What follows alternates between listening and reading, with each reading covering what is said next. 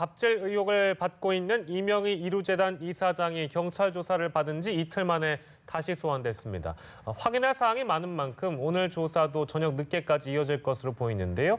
이명희 이사장에게 최종적으로 어떤 혐의가 적용될지 그리고 구속영장 신청 여부는 어떻게 결론 지어질지 살펴보도록 하겠습니다. 네, 최진영 변호사와 함께하겠습니다. 어서 오십시오. 네, 안녕하십니까. 이틀 전이었는데요. 다시 소환을 해서 일단 이유가 궁금합니다. 그렇습니다. 한마디로 조사할 피의 사실이 굉장히 많았던 것이죠. 예. 워낙 많다 보니까 하루 만에 조사를 하기가 어려웠다라고 볼 수 있는데요. 예. 아시다시피 이명희 이루재단 이사장 같은 경우에는 여성이고 또 비교적 나이가 많다 보니까 밤샘 조사하는 것이 조금 어려웠던 것 같습니다. 그러다 보니까 일단 하루 한 15시간 조사를 하고 다 하지 못한 것을 오늘 다시 불러서 조사를 했는데 그 기자들도 이런 상황을 예측을 못했는 것 같습니다. 그러다 보니까 오늘 갑자기 출석하는 것에 대해서 기자들이 다가가니까 이 우산을 쓰고 이게 질문을 함에도 불구하고 이렇게 그냥 쓱 들어갔다라는 후문을 보면은 어떻게 보면은 굉장히 조사를 많고 해야 될 조사를 받아야 될 내용도 굉장히 많았던 그런 상황이 아닌가 싶습니다. 네, 다시 소환이 됐는데 오늘 조사에는 어떤 태도로 임할지 혐의를 모두 부인할지 어떻게 예측을 하십니까? 그렇습니다. 지금 어제 보도를 보면은 대부분 혐의를 부인하고 있다라고 했는데 이는 이미 예측이 된 것이 아닌가 싶습니다.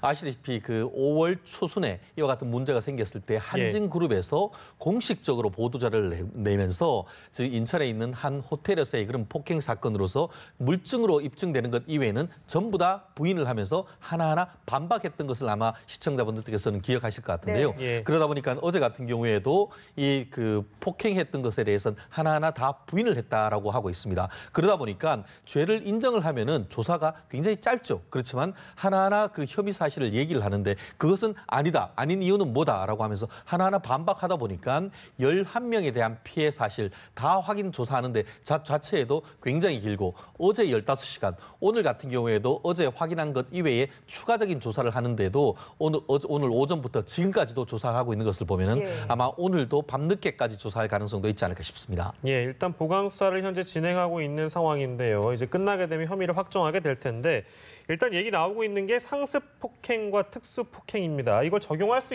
있을까요? 이 부분에 있어 가지고는 결론적으로 상습 폭행하고 업무방해죄가 적용될 가능성이 높지 않을까 싶은데요.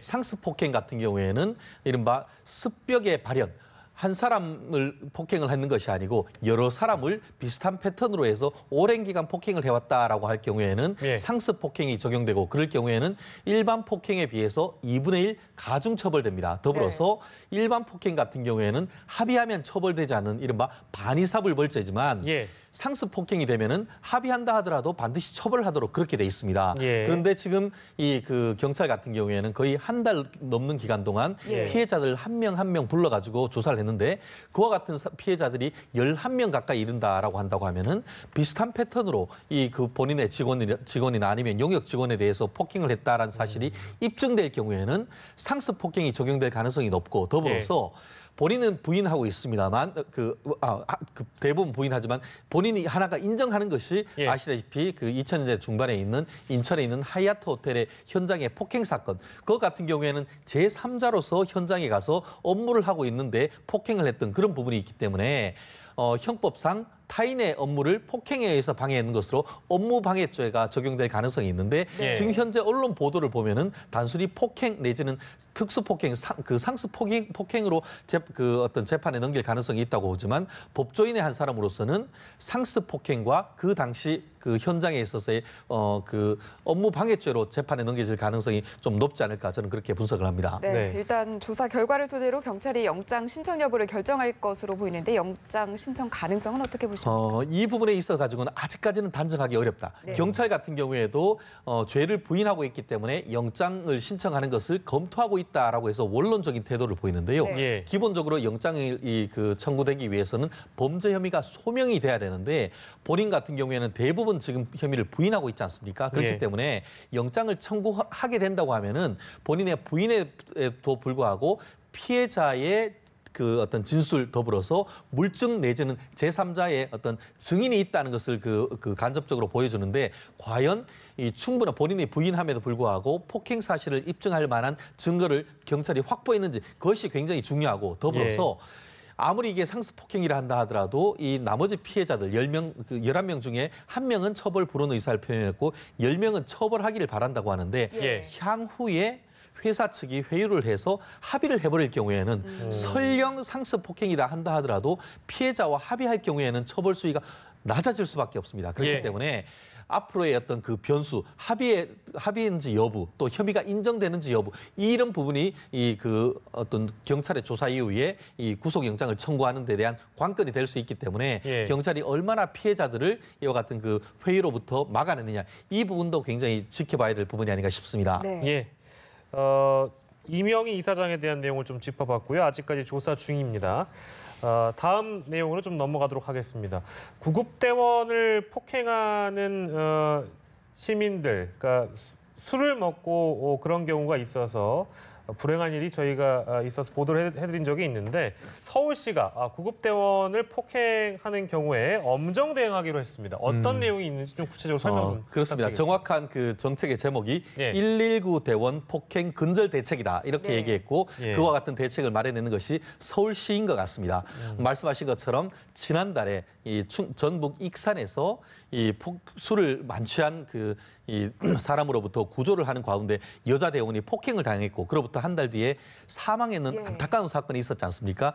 그에 대한 반성적 고려로서 이와 같은 대책을 했는데 대책의 큰 틀은 이른바 이 그 대원들에 대한 보호를 강화하는 정책 그리고 또 이와 같은 그 음주를 비롯해서 폭행을 했는 사람에 대한 제재를 강화하는 대책 그 두 가지로 크게 나뉠 수 있는데 크게 봤을 때 이 119 대원 보호 대책 같은 경우에는 치료비 지금 같은 경우에는 병원 치료비 같은 경우에도 제대로 보상이 안 됐다고 합니다. 그래서 이 치료비라든가 또 나중에 정신적인 외상이 있기 때문에 그런 어떤 그것에 대한 위자료도 시에서 지원을 해준다라고 얘기를 하고 있고요. 반면에 이 가해자에 대한 그 엄정한 대처를 지금 하고 있는 것 같은데 지금까지는 그와 같은 일을 벌어졌다 한다 하더라도 그냥 이렇게 뒀다고 합니다. 근데 이제는 엄격하게 이와 같은 어떻게 보면 인적 자원을 낭비했는 거 아니겠습니까? 그 사람에 대해서 민사상 손해배상 청구 소송까지 한다라고 얘기를 하고 있습니다. 그렇기 때문에 앞으로는 이 119 자원도 보호되고 또 마땅히 이런 부분으로 해서 출동하지 못했던 그런 부분에 대해서 사각지대도 오히려 보호될 수 있는 정책인 것 같아서 이 정책이 제대로 정착되었으면 하는 바람입니다. 네, 조금 더 나아가서 술에서 깬 뒤에 선처를 호소하고 합의하는 경우들이 있었잖아요. 여기에 대해서 이제 뭐 제재하는 그런 대응할 수 있는 그런 제도도 도입이 된다고 하는데 어떤 제도인지 그렇습니다. 그것이 이른바 이 폭행 피해 구급 대원 대리인 제도라고 얘기하는데요. 실무상 저희가 해보면은 경찰 119 대원뿐만 아니고 심지어 경찰한테도 이렇게 폭행하는 케이스가 있는데 나중에 찾아가서 합의를 해달라고 하면서 업무도 방해되고 이른바 2차 피해까지 있는 경우가 많습니다. 그러다 보니까 그런 2차 피해로부터 구급대원을 보호한다는 취지에서 이 구급팀장이라든가 아니면은 소방서에 있는 그 상급자를 대리인으로 지정을 해서 그 대리인이 이 가해자들과 만나서 피해에 대한 어떤 합의라든가 이런 부분을 해주는 제도로서 대리인 제도를 한다고 하는데 저희 같은 경우에 어떤 생각을 했냐면은 요즘 보면은 마을 변호사 이런 부분이 있습니다. 그렇다고 하면은 서울지방변호사회와 협정을 맺어서 그래서 이 피해를 받은 구급대원에게 변호사를 선임을 해줘서 이분들 통해서 이런 합의를 하는 그런 제도도 한번 마련해 본다고 하면은 실질적인 119 대원 보호 제도도 될 수 있는데 이런 부분에 대해서 어떻게 보면은 서로 어떤 변호사와 단체와 이 119 소방서와 협조도 좀 필요하지 않을까 생각을 합니다. 나름대로 굉장히 저희가 봤을 때는 좋은 제도일 것 같습니다. 좋은 대책을 또 이렇게 추천을 해주셨고요. 이 얘기는 많은 분들이 공감을 하실 것 같습니다. 라돈 공포, 라돈에 대한 보도가 많이 있었는데요. 대진침대라는 회사가 2010년 이전에 판매한, 그 이후에 판매된 것에서도 그렇고 2010년 이전에 판매한 제품에서도 라돈이 검출됐다고 하는데 이거 점점 사태가 심각해지는 모양이네요. 그렇습니다. 그 말씀하신 것처럼 원자력 안전위원회 원안위가 2010년 이전 같은 경우에는 크게 염려하지 않으셔도 된다라는 예. 취지로 언론 보도를 했는데 예. 한 시민단체가 실제 그런가 해서 확인을 해봤더니만 2007년경 그러니까 2010년 이전에 생산된 대짐 침대를 확인을 해봤더니만 거기에서도 허용 기준의 6.6배나 되는 라돈이 검출됐다라고 해서 파문이 일고 있는데요. 예, 예. 이 부분에 대해서 이제 세 차례나 안흥이 같은 경우에는 보도자를 내고 말씀한 것처럼 2010년 이전 같은 경우에 문제가 없다라고 얘기를 했음에도 불구하고 이런 일이 있어서 예. 이 결국 그 원안위의 그 발표를 믿을 수 있느냐 이런 문제를 제기를 하니까 원안위 같은 경우에는 이제 또 말을 살짝 바꿔서 우리도 2010년 이전 제품까지도 수거를 하라는 명령을 했다라고 해서 좀 한 발짝 빼고 있는데 예. 이와 같은 문제에 대해서 결국 지금 원안위가 국민들의 어떤 그 불안한 마음을 그 원천적으로 어떻게 보면 그 달랠 수 있는 제도 그리고 어떤 검사 방법 이런 부분들을 빨리 확립하지 않으면은 앞으로 이와 같은 파장이 언제까지 그 확장될지 정말 많이 걱정되는 그런 상황인 것 같습니다. 예. 네, 내 침대는 안전한가라고 불안해하는 그런 분들이 많으신 것 같은데 소비자들에게 안심을 줄 수 있는 그런 대응책 어떤 것들이 있을까요? 그렇습니다. 아마 그 언론 보도를 통해서 이 그 침대 매트리스가 산더미처럼 쌓여 있는 모습도 제가 봤는 것 같은데요. 예. 결국 그 이와 같은 그 이 라듐이 나오는 물질 자체에 대한 규제 같은 것들이 필요했던 것 같습니다.